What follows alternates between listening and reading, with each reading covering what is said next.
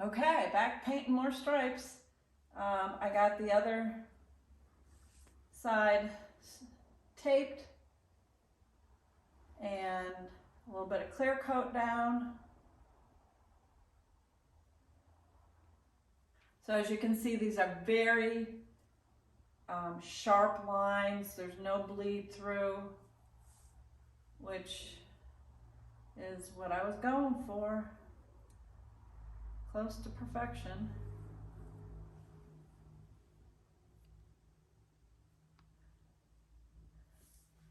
All right, and like I said, not a lot of paint needed.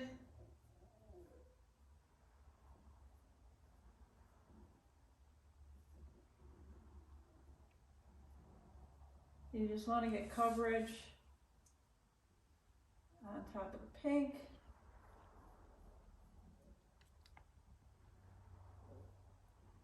And it doesn't have to be perfectly even, it just has to be all in one direction.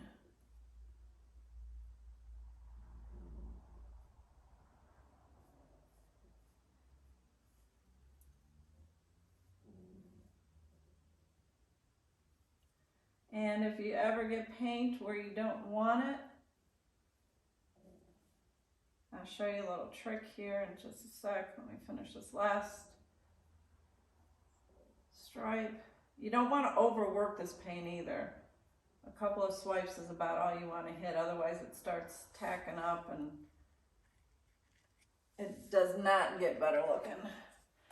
All right, speaking of that. Okay.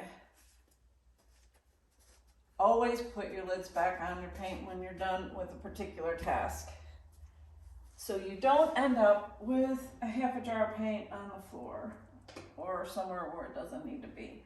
So I mentioned baby wipes are one of your best friends. So you can get them out of the package one at a time.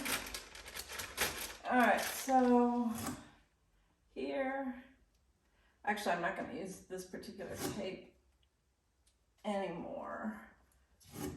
All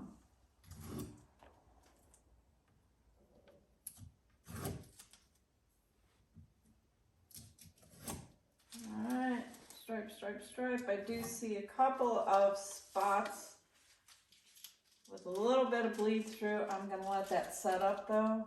But if you do get paint, like I got a little paint down here, and you just basically just take your baby wipe. Now when the paint is really wet, you gotta be careful when you're trying to monkey around with these edges, because you can just smear the whole thing. Or you can set your hand in one of the other stripes and mess it up even more. So anyway, that's it for that. Back up top. All right, and back to this side. What I noticed, because this is a twin of something that I'd already started,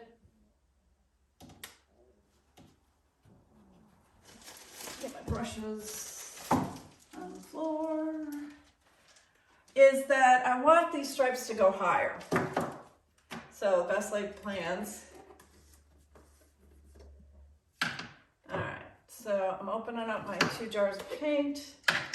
And I had mentioned before, this is the best dang brush, and it's really the best blending brush because you can really, it's got a ton of bristles. It's half, not exactly half natural and half synthetic, but you can really get in there and do a beautiful blend with that. And you can paint yourself in the meantime, which is why I have paint on myself all the time. But what I want to do is I want to carry this purple higher. And I didn't realize that until I went and looked at the other piece.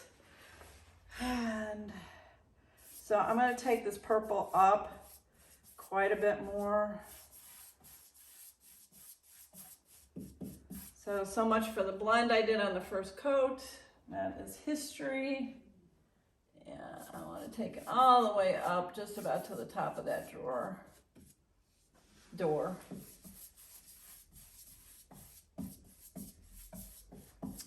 So I get a little bit closer to the one I've already done. All right. And having done that, this is actually the second coat of paint. And while on the front of the piece, I did a stripe and I only did one layer of the gold paint. I really want to make sure I've got solid coverage on these stripes. So I am doing 2 full coats on these stripes. I don't want at the bottom any hint of pink underneath. I want it to be the darkest on the bottom and light going up. All right, so we got that. All right, so we're back to the blend. So that's my purple brush. And I'm gonna bring my pink brush in and do what you're not supposed to do, which is put water on silk paint. But I really need to get these two to blend together. And blending takes wet paint. If you're trying to get rid of an edge, you're basically not gonna do it with dry paint. You're gonna need a good amount of water. And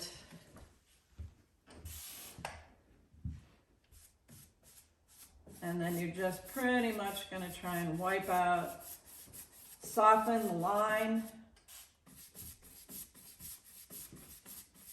And you can go up and down, back and forth. You can drag one color down into another. You can drag one color back up into another. Being that this is dark purple, I want to be very careful when I'm dragging back and forth because the purple just, it's crazy. You want to have a light hand. So the closer down to the bristles that you're holding your brush, the better. Because you're not really trying to scrape at the paint. You're trying to just marry the 2 colors together. And I did bring a 3rd brush that is new, dry, which is also helpful in blending. And it's helpful when you put a little water on it. And you're not really adding any more paint. You're just trying to marry the paint that's on here already. Bring the pink down into the purple. Get rid of any lines. Smooth it, soften it.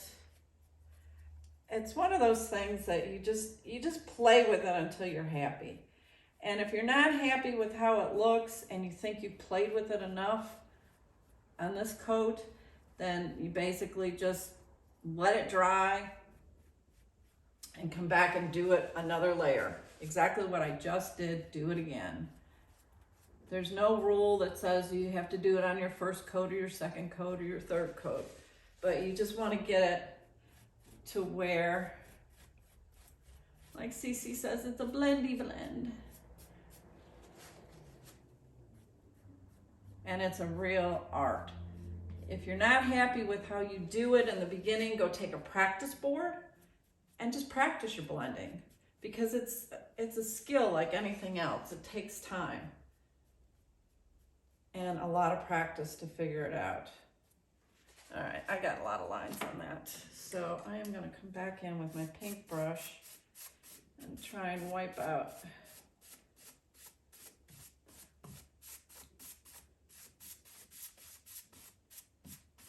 I just want a hint of a change in color. I don't want strong lines.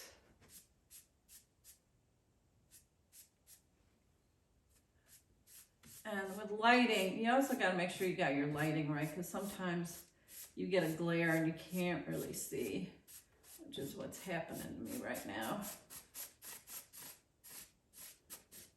but you just want to get rid of, like I keep saying, that harsh line, that harsh, and just blend, blend, blend.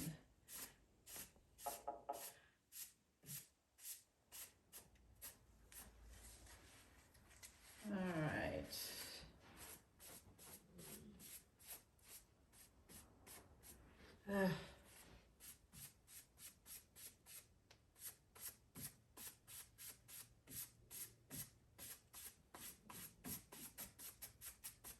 Light, feathery touches are the best.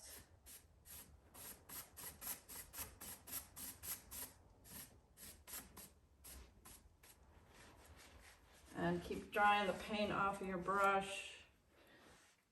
I am putting just a little itty bitty dab on this back side because the purple came up a little too high.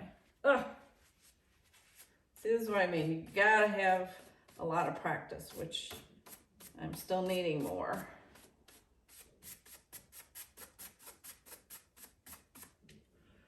All right, now being that I brought the line all the way up, I am probably gonna let this dry and play with it just one more time. I'm not 100% happy, so back at you in a little bit.